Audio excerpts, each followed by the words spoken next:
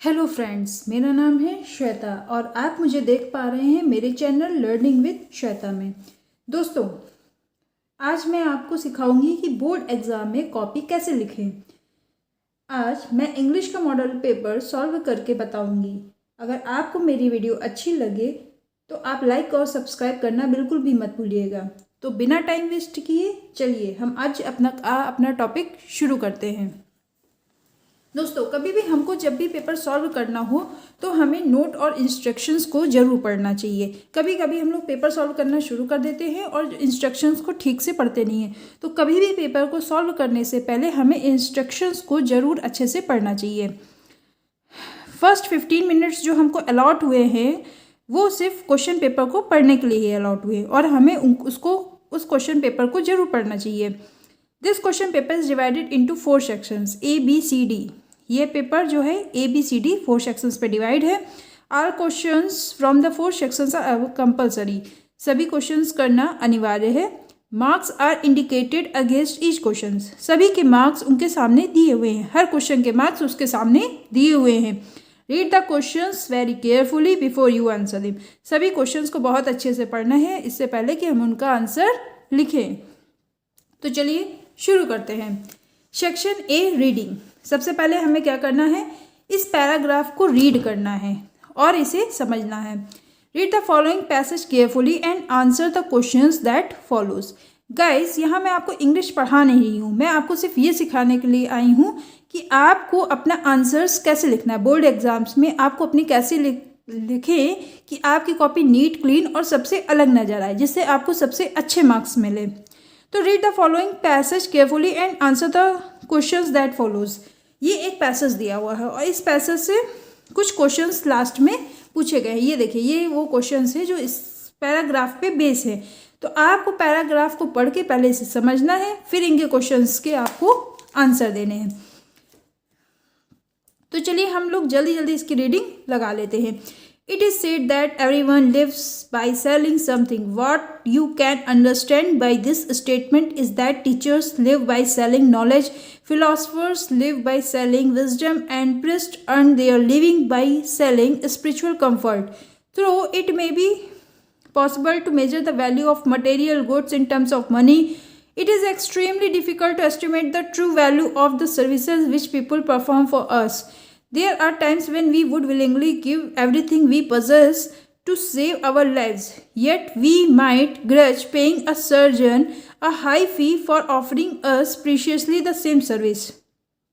The conditions of society are such that skills have to be paid for in the same way that goods are paid for at a shop. Everyone has something to sell. Tramps seem to be the only exception to this general rule. Beggars almost sell themselves as human beings to arouse the pity of the passers-by, but real tramps are not beggars. इस तरीके से हम करके अपने इस पूरे passage को ख़त्म कर लेंगे, क्योंकि गाइस ये पैसेज बहुत बड़ा है और अगर मैं इसको एक्सप्लेन करने बैठूंगी तो बहुत टाइम लग जाएगा।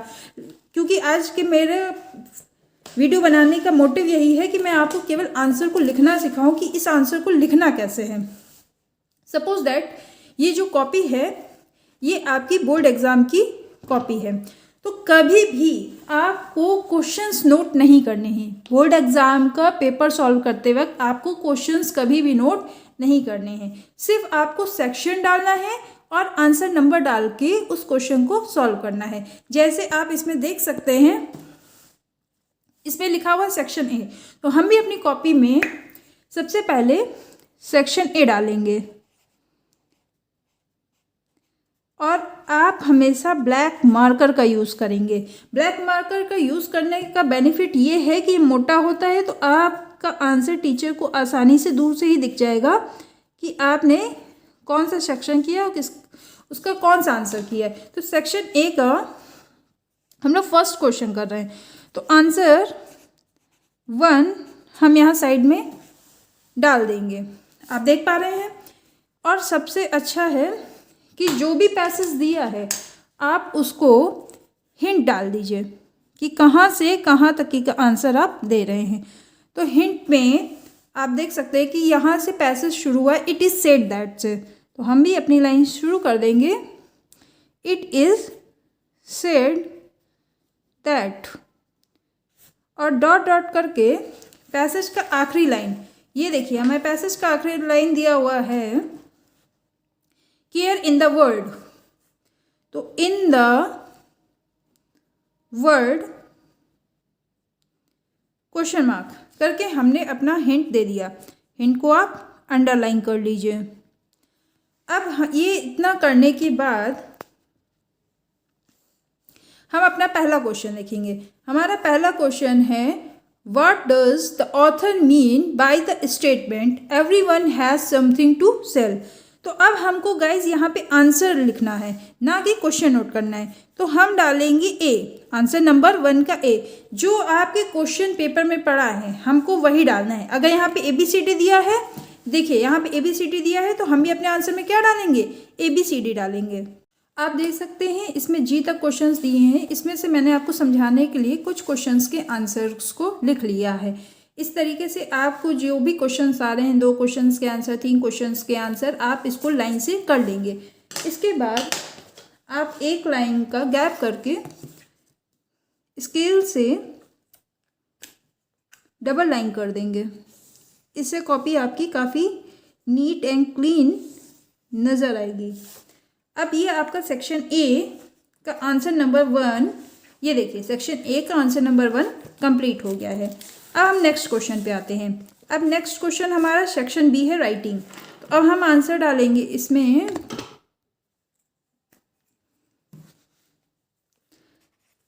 सेक्शन बी, सेक्शन बी, और इसको हम लाइन कर लेंगे। आपको राइटिंग डालने की ज़रूरत नहीं है, आपने केवल सेक्शन बी डाल दिया और अब आप आंसर अपना लिख सकते हैं। तो इसमें क्वेश्चन है राइटिंग करनी है, तो आपको कोई टॉपिक दिया गया है और आपको उस पर आंसर्स लिखने हैं। In certain states of India there is a great imbalance in the male-female ratio. This is the result of special treatment given to boys in the family. Why is it so? How can we change this mindset? Write an article in 11 to 150 words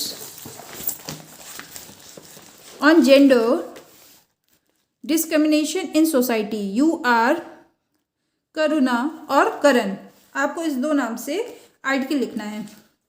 guys इसमें और लगा है, आपको इसमें 3 topics दिए गए और इन तीनों टॉपिक्स में से कोई एक आपको सॉल्व करना है।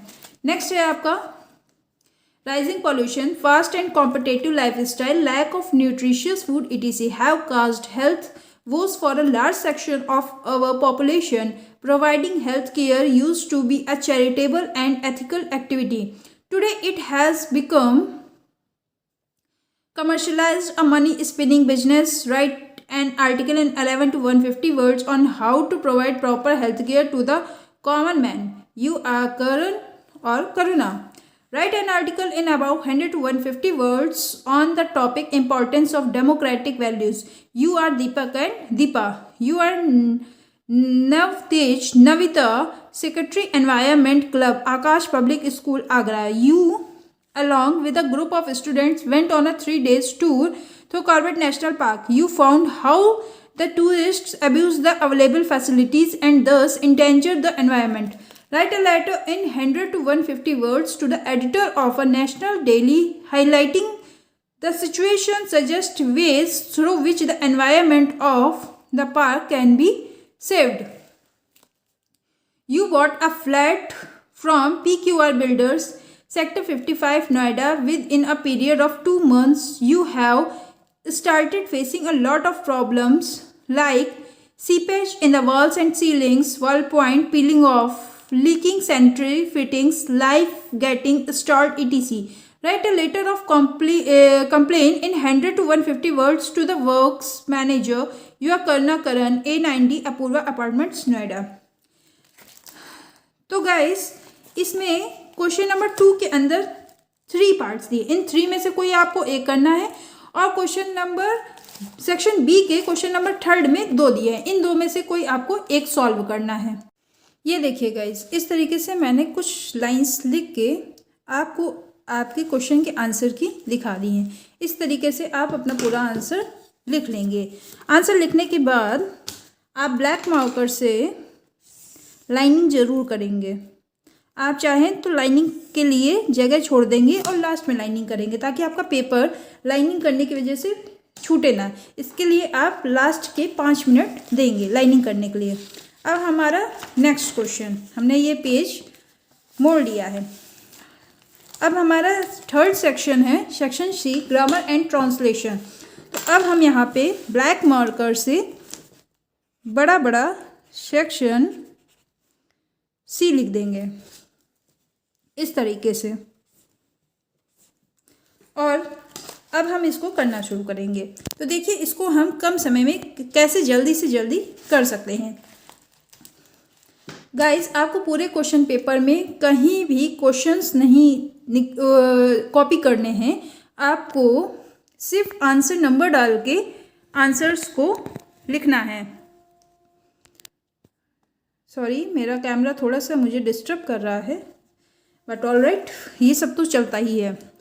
तो सेक्शन सी का क्वेश्चन नंबर 4 का है। तो आपको आंसर नंबर 4 का ए यहाँ पे बीचों बीच में डालना है। कभी भी आपको आंसर नंबर साइड में नहीं डालना है।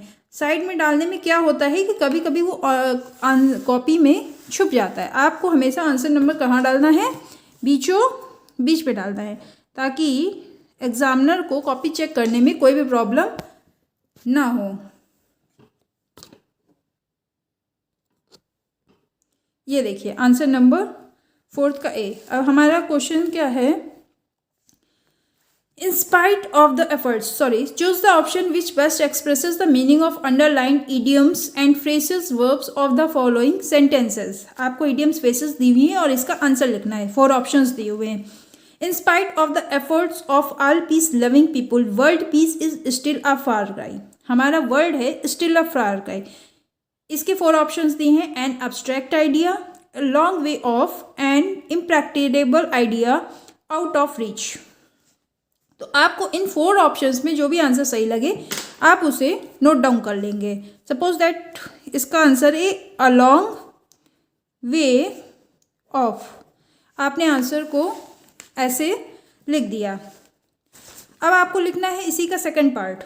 तो आपको कुछ भी नहीं करना है, ये फर्स्ट हो गया और इसी के नीचे हम सेकंड नंबर डाल के इसका आंसर लिख देंगे। अब हमारा सेकंड आंसर क्या है? Sumit has to look high and low before he could find his scooter key. Nowhere, always, everywhere, somewhere. Suppose that इसका कुछ भी आंसर है तो हम उस आंसर को यहाँ पर लिख देंगे ऐसे। ये सेक्शन हमारा कंप्लीट हुआ। अब हम क्या करेंगे?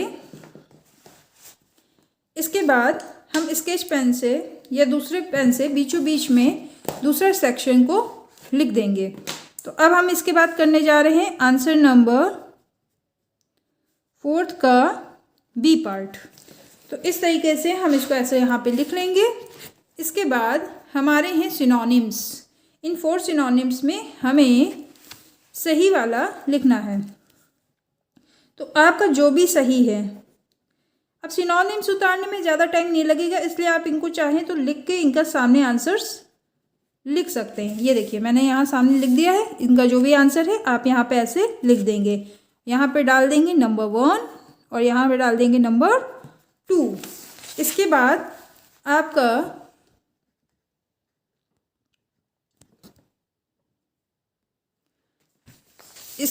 आपका नेक्स्ट क्वेश्चन है,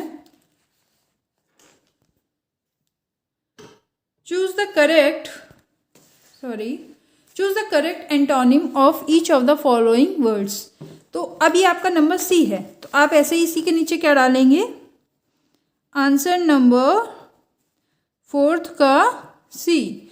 इसका भी फर्स्ट और ये सेकंड। यहाँ पे आप चाहें तो डायरेक्ट आंसर लिख सकते हैं, चाहे तो इनको नोट डाउन करके इसका आंसर लिख सकते हैं। दोनों वर्ड्स हैं डिस्ट्रेस और हेस्ट। ये देखिए ये वर्ड हो गया आपका डिस्ट्रेस और ये वर्ड हो गया आपका हेस्ट। अब नेक्स्ट आपका है इसी का पार्ट डी। तो अब आप इसी के नीचे ऐसे ही इसका इनके आंसर्स आप इनके सामने ऐसे लिख देंगे। इसके बाद है आंसर नंबर 4 का डी। अब इसके अंदर कितने ऑप्शंस हैं? तो इसके अंदर आपके ऑप्शंस है फर्स्ट एंड सेकंड, 2 हैं। तो आपको अगर आंसर्स आते हैं तो आप तुरंत लिख दीजिए, नहीं तो नंबर 1 नंबर 2 डालकर लिख दीजिए। अगर आपको बाद में याद आता है तो आप बाद में भी इनके आंसर्स लिख सकते हैं। आपको पूरा पेपर लाइन से करना है, कहीं भी आगे पीछे नहीं करना है। आपका लाइन से पेपर देखने पे भी बहुत अच्छी कॉपी लगती है, इसलिए आपको कोशिश करनी है कि आप अपना पूरा पेपर लाइन से करें। अगर आपको कोई क्वेश्चन नहीं आ रहा है तो आप उसके लिए थोड़ी सी जगह छोड़ दीजिए और लास्ट में आपको याद रहेगा कि ये क्वेश्चन आपका छूटा हुआ है, तो आप उसको लास्ट के 10 मिनट या 15 मिनट में उसको जो भी आपको उसका आंसर ठीक लगे आप उसे कर सकते हैं। इस तरीके से answer number first and second करने के बाद 4D का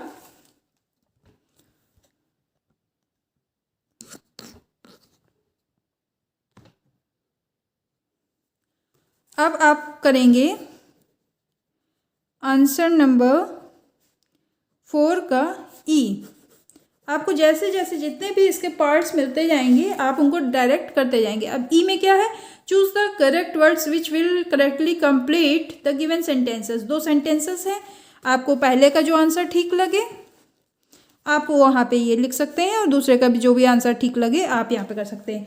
अब आप देख सकते हैं कि यहाँ पे जो आपका 4th क्वेश्चन चल रहा था वो कंप्लीट हो गया। अब यहाँ से 5th पार्ट शुरू हो गया।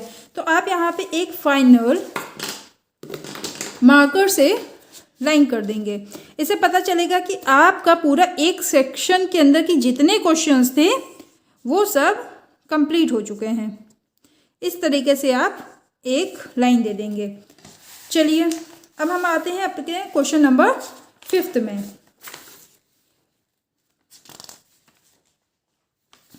तो आंसर अब हमारा सेक्शन सी ही चल रहा है, तो अब हमको बस यहाँ पे क्या डालना है? आंसर नंबर 5th का कौन सा पार्ट करने जा रहे हैं? ए पार्ट करने जा रहे हैं। तो 5th का ए। इस तरीके से देखिए, इस तरीके से हमने डाल लिया आंसर नंबर 5th का ए पार्ट।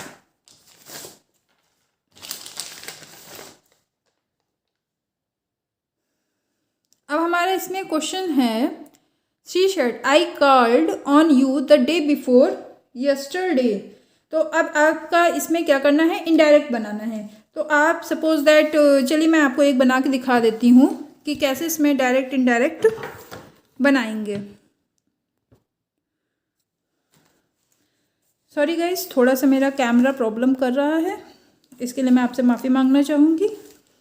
तो हमारा पहला है she said that I called on you the day before yesterday. तो इसका इनडायरेक्ट बनाते हैं तो क्या बनेगा? She said that she had called on me 2 days before। तो ये हो गया इसका फर्स्ट पार्ट। इसी तरीके से आप इसका सेकंड पार्ट भी नोट कर लेंगे। अगर आपको आता है तो आप तुरंत लिख लेंगे, आपको नहीं आता है तो आप उसके लिए 1 लाइन या 2 लाइन अपने राइटिंग के हिसाब से छोड़ देंगे। अब आप आंसर नंबर डालेंगे, आंसर नंबर 5th का बी पार्ट। तो आप क्या यूज़ करेंगे? Black sketch. इससे क्या होता है? ब्लैक स्केच यूज़ करने से आपका आंसर हाईलाइट होता है। टीचर को समझने में प्रॉब्लम नहीं होती है कि आप कौन से क्वेश्चन का आंसर फाइनली लिख रहे हैं। अब 5th बी में क्या है आपका? आंसर नंबर 5th का B.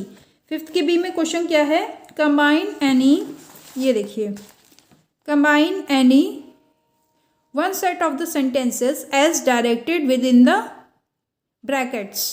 I bought a watch, it is a semi smart watch, I like it very much, he invited her to the party, she did not कम।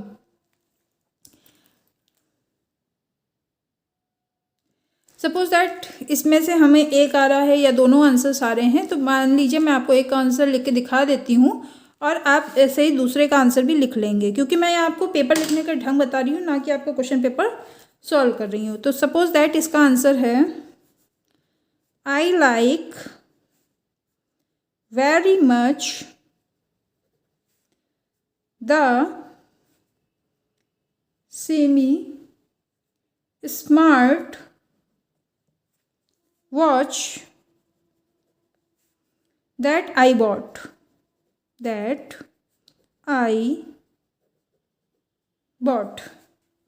इसी तरीके से बच्चों आप इसका सेकंड आंसर भी लिख लेंगे।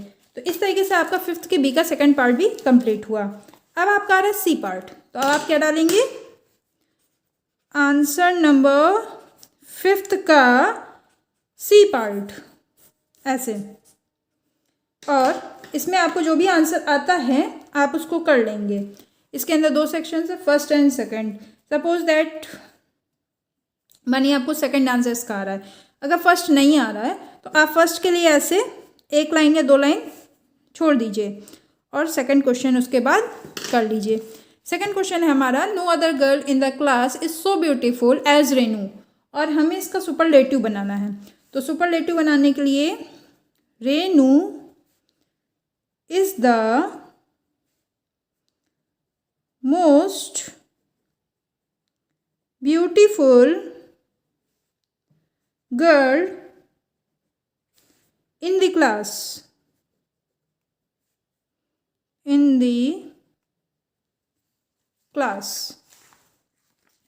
इस तरीके से आपने अपना आंसर लिख लिया।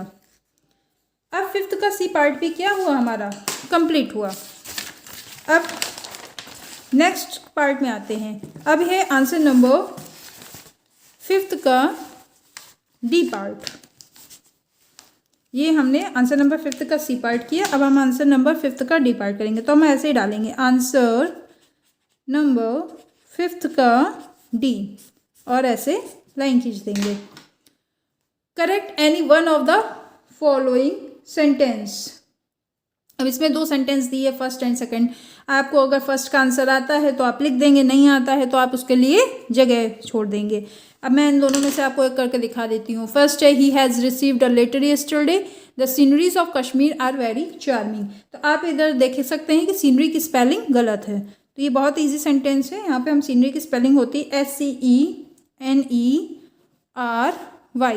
ये देखिए, द सीनरी ऑफ कश्मीर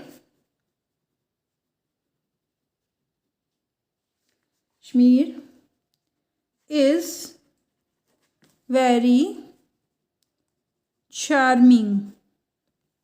इस तरीके से आपने अपना सपोज दैट फिफ्थ का डी का आंसर भी दे दिया है। अब आ रहा है फिफ्थ का ई। तो यहाँ हमारी कॉपी फिल हो गई है, तो हम आगे ऐसे नोट करेंगे आंसर नंबर फिफ्थ का ई।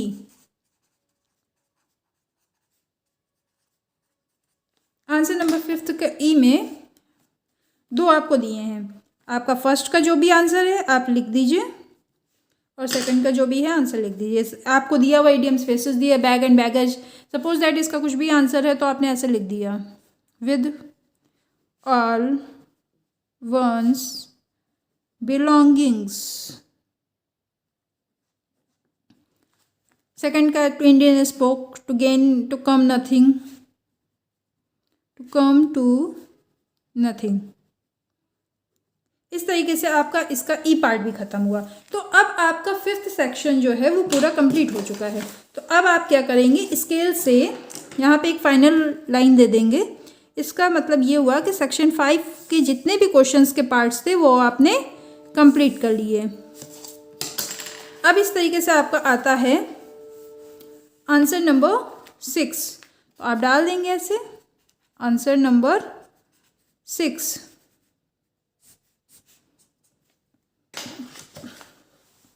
आंसर नंबर 6 में है हमारे ट्रांसलेशन। गाइस ये देखिए, मैंने आपके सामने कुछ लाइंस ट्रांसलेशन की कर दी हैं। इस तरीके से आप पूरा पैराग्राफ कर लेंगे। अब आंसर नंबर 6 कंप्लीट हुआ, इसलिए आप क्या करेंगे, यहाँ पे एक फाइनल लाइन दे देंगे। मैं बस आपको ये बता रही हूँ कि कैसे आपको अपनी कॉपी नीट और क्लीन रख के आपको आंसर ये देखिए। अब आपका आ गया है सेक्शन डी लिटरेचर। तो अब आप यहाँ पे अपनी कॉपी में डालेंगे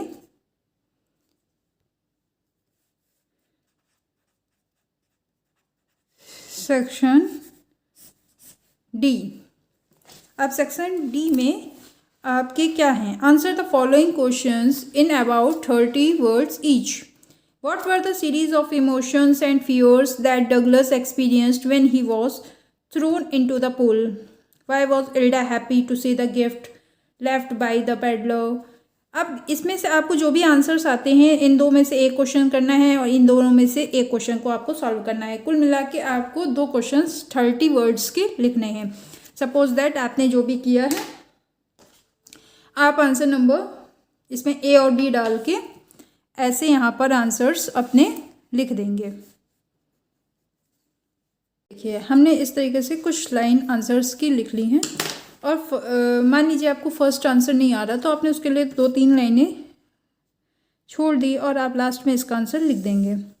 इस तरीके से हमारा क्वेश्चन नंबर 7 सेक्शन डी का आंसर नंबर 7 था। तो यहाँ पे जब हमने सेक्शन डी डाला है, यहाँ पर आंसर नंबर 7 के पार्ट्स कर रहे थे तो हम लोग यहाँ पे आंसर नंबर 7 भी डाल देंगे।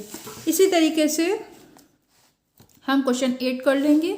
ये देखिए, answer any one of the following question in about 60 words. ये हमारा लॉन्ग आंसर है। इन दोनों में से हमें जो भी क्वेश्चन आता है हम सॉल्व कर लेंगे। बीचों बीच में डालेंगे आंसर नंबर 8 कुछ इस तरीके से। ये देखिए आंसर नंबर 8। सपोज दैट यहाँ पे हमने अपना आंसर कर लिया है। इसके बाद हम लाइन दे देंगे। उसके बाद हमारा है आंसर नंबर 9।